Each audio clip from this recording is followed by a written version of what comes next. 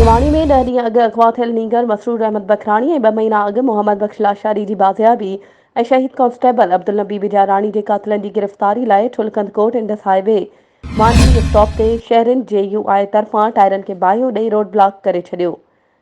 इन हवाले सां वधीक तफ़सील ॾियण लाइ असां सां लाइन ते मौजूदु आहे टंगवाणी मां CN न्यूज़ जो रिपोर्टर खुदाबख्श दाहाणी। जी खुदाबख्श, छा तफ़सील आहिनि?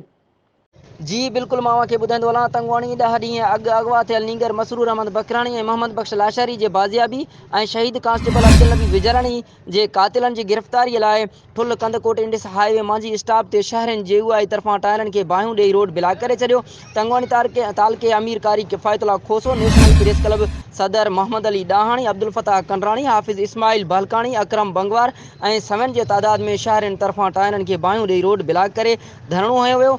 2 कलाक ताईं रोड ब्लॉक हुजण करे ट्रैफ़िक मुअतल रहियो। उन मौक़े ते DSP हेडक्वार्टर यार मोहम्मद रिंद पहुची धरणे जे अॻुवाण कारी किफ़ायतुल्ला सां ॻाल्हियूं करे ॿिनि ॾींहंनि में मुगी मसरूर अहमद बखराणी ऐं मोहम्मद बख्श लाशारी खे बाज़ियाब कराइण जो मोहलत ऐं शहीद कांस्टेबल अब्दुल नबी बिजाराणी जे कातिलनि खे जल्द गिरफ़्तार करण जो पिणु यकीन ॾियाणी बाद धरणो ख़त्म कयो वियो। जी महिरबानी खुदाबख्श, तफ़सीलनि खां आगाह करण जे लाइ।